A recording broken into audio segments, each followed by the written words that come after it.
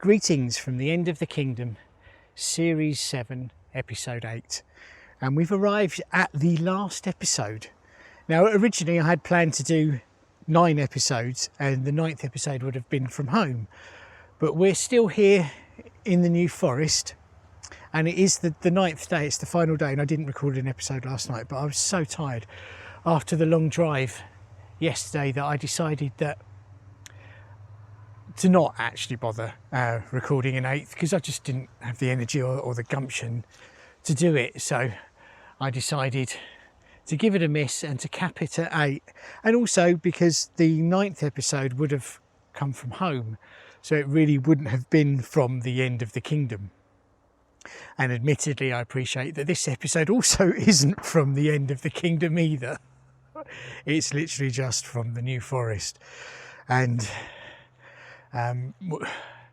we still have one last adventure that I'm probably not going to record now, maybe only in photo form, but I might do a retrospect episode and call that, you know, a kind of a reflective episode, and I could potentially call that episode 9.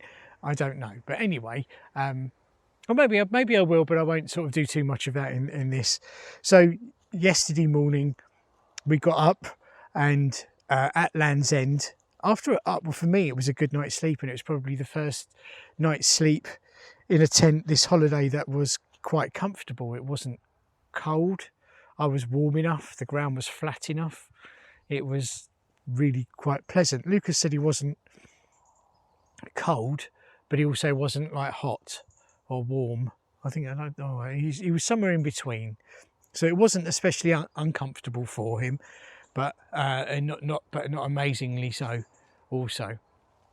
And it was very sort of, again, plain sailing. It's been quite good in terms of pack down and putting stuff away, and we didn't sort of bother with breakfast. I got up quite early, about 7, and sort of milled around, one of the first people up across the site, and it was just lovely, you know, being able to sort of sit out in the chair and with a coffee and just sort of stare at the Atlantic, or the distant side of the Atlantic, staring at Land's End with the breeze and well, say the breeze, it's the constant wind. It just wasn't too windy.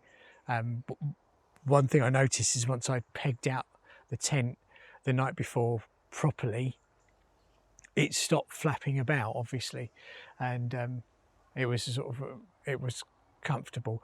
I was a little bit worried that it would get too cold, and I was a bit worried that it would be too windy because we were in between 2 camper vans, but it was fine. It was absolutely fine. And so we left Land's End about 10:30, I think, and headed to got petrol, and then decided our slow and steady head west, basically. No, east, not west. We've already done. We couldn't go west, so we hit destination east, and we arrived at the Victoria Interchange services for breakfast, and we had Taco Bell for breakfast, which ended up being more or less lunch, actually, which was not because you know, it's a bit of a. I moan about Taco Bell because I think I make a much better Mexican burrito and taco than they do, for me anyway, because obviously, you know, I don't eat meat, but I think Lucas probably really does enjoy it. So we had that, and it was fun. It was really nice, actually, I have to admit, and they do a really good hot sauce, so that was pleasant. And then I think we were there for probably 45 minutes, closer to an hour. Then we jumped in the car, and I noticed that probably after about 2 hours, I was struggling a bit in terms of tiredness. So we pulled into the Hog Inn, which is the last service station before you hit the M5 going east. Not realising I'd been there many times before. and I got an energy drink because I was just going to get a Red Bull. And Lucas was like, "No, get a Monster." So I got a Monster, and that helped actually. So that was kind of cool. I was driving along drinking that, and then we got to Charmouth. So the idea was that we were going to go fossil hunting at Charmouth. So we arrived in what looked like a really pleasant, I keep saying this word, pleasant, what looked like a really lovely seaside town, right? And we got out, and then it was like the parking machine was change only, or you do it via the parking app, right? And it's like, so I didn't have change, so I thought, okay, so I've got to download this app. And then I've had problems with this parking app before, because it was one of the ones where I've got an account and I've lost the password. It won't let me reset. And then we were there for about 15 minutes. And in the end, I just said to Lucas, I can't be bothered with this. Sorry, we're not stopping. So got back in the car and we started driving. And then I saw a signpost to a town called Seatown, right? Bear in mind, this is in Dorset. Now, for the past 8 years, I've worked out, we've driven this route, okay? Because usually at the end of the holiday, we go and visit my parents. We go via the A35, via Dorset, to pick up the A31 to get to the New Forest, right? Which is usually our last day, which is what we're doing now. And we always pass. I remember every year we see this sign that says Seatown, 3/4 of a mile. And I've always wondered what it was. So I said, you know what, we're going to have a look. And it is the most picturesque little seaside village, basically. And it's a bit hilly and it's like a single track to get there. But it's, a pebbly beach. And they've got a pub and a campsite and a holiday village campsite and a pizzeria and a spa.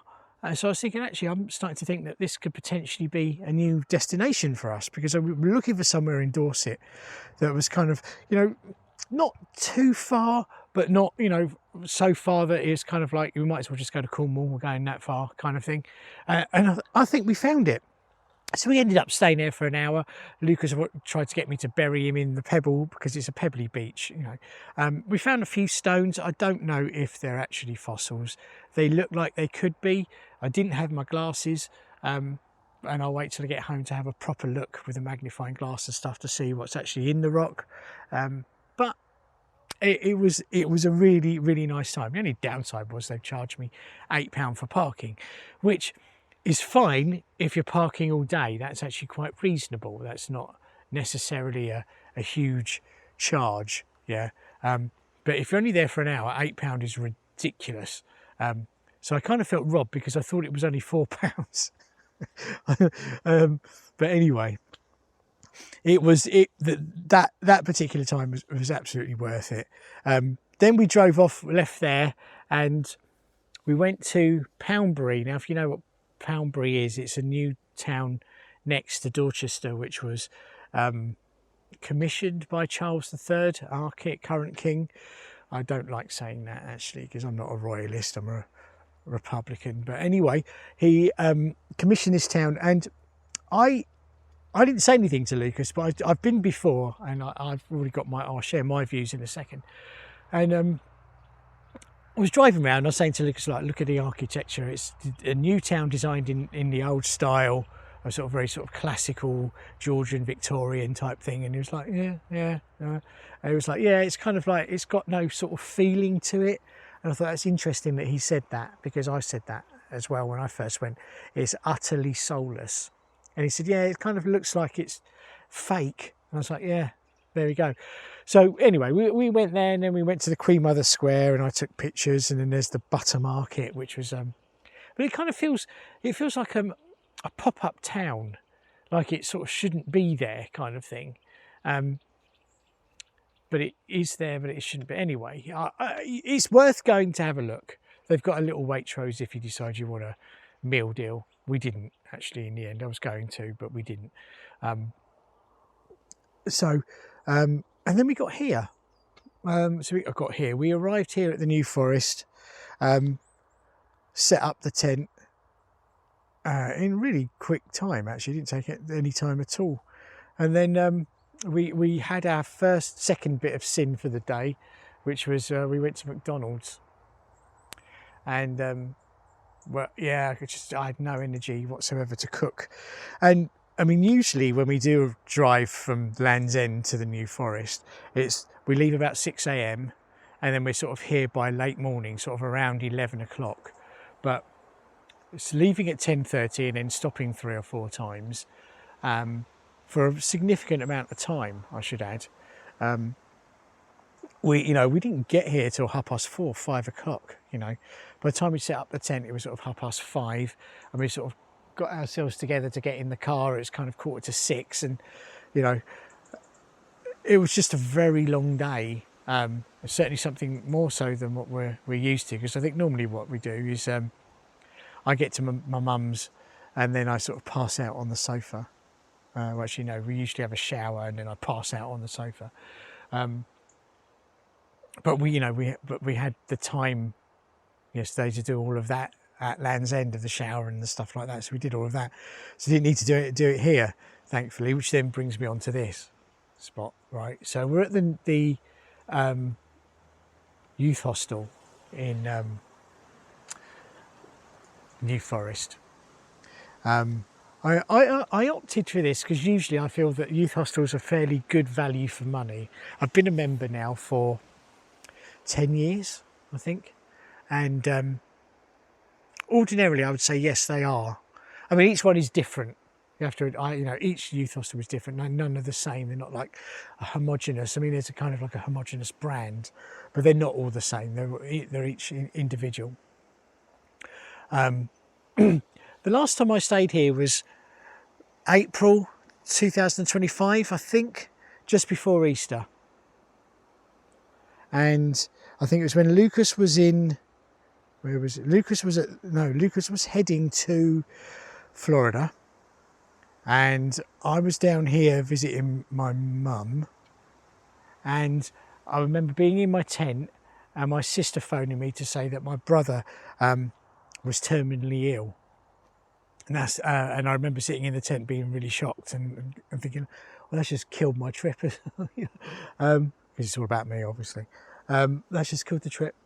So I was kind of, wanting to come back here and have a better experience, and I think we've done that. But in terms of no one dying, kind of thing, like, and because I think I was the only person camping. There was like a couple of families in the pods, but because it was still spring, it wasn't like the height of summer, and I had the camping field to myself, which is kind of cool, actually, I have to admit. And when we arrived here, it was packed. There's like a few families have taken over all of the bell tents. There's another family quite near us, next to us. They seem quite sweet. And then there's like another one in the far part of the field. But we got the closest spot to the showers. And then there's all of the camping pods are all used up, and then the house is full. I think there's a youth club here as well. And the thing is when you have multiple users for different activities, it's difficult for the staff to stay on top of it. So like one of the toilets is already blocked, one of the showers is blocked and there's all yellow water in it. It's like, oh crumbs, man, this is not good. And I still kind of wanted to have the outside experience, because I know that when you use youth hostels, you have a mixture of, you sleep outside, but then there's a really well equipped kitchen, that you have full access to, an outdoor kitchen, even though it's inside, and it's got everything. You're not short of anything. So I was and there's outside showers as well, so they're called the shower shack. And so I kind of stupidly, went for my morning constitutional, and then there was somebody pulling on the door while I was in there. It's just like, it's locked for a reason. It's not locked to keep you out because I don't want you to use it.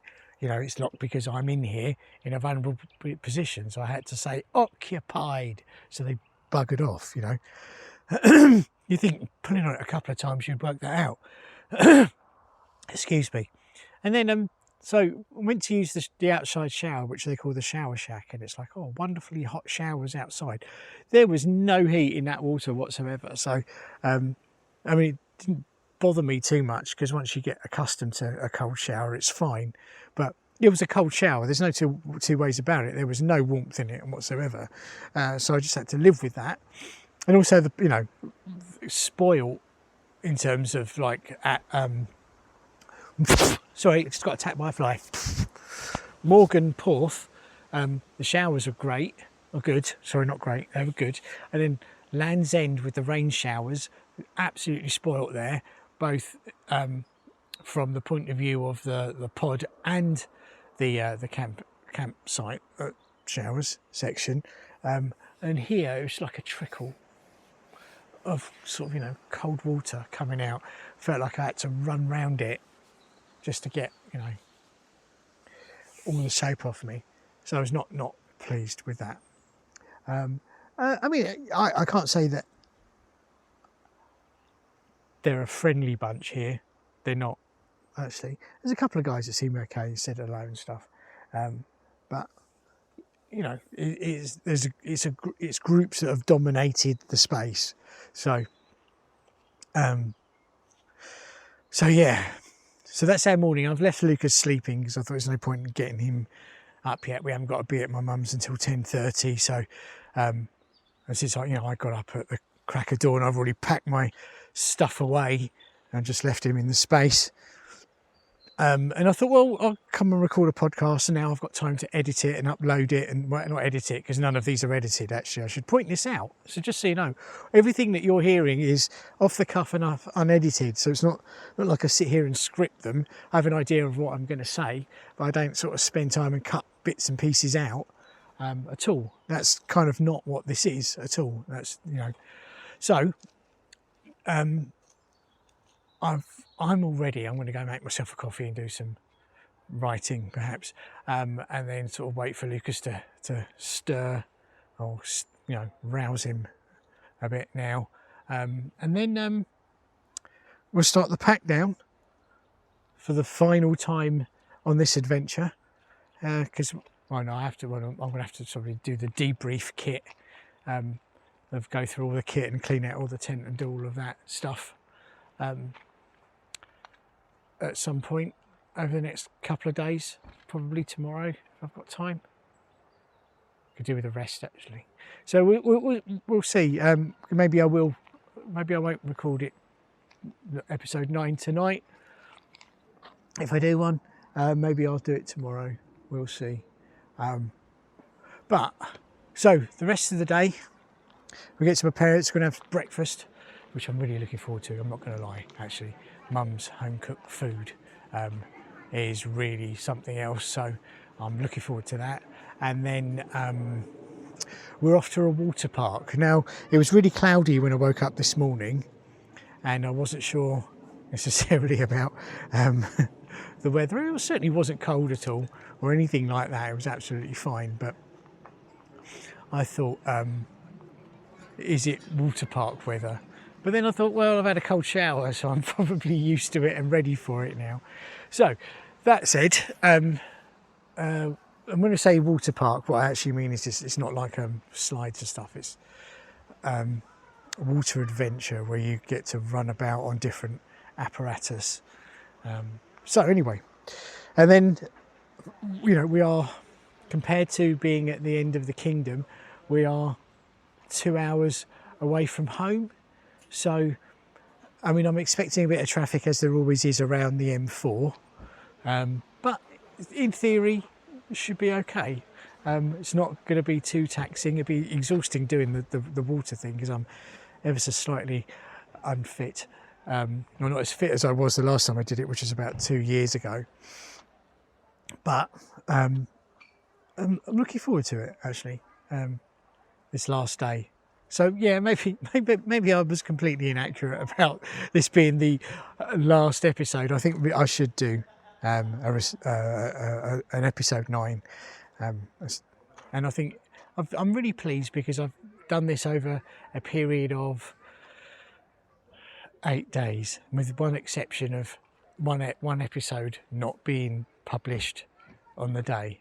So anyway, thank you for listening, and I will see you on the next one.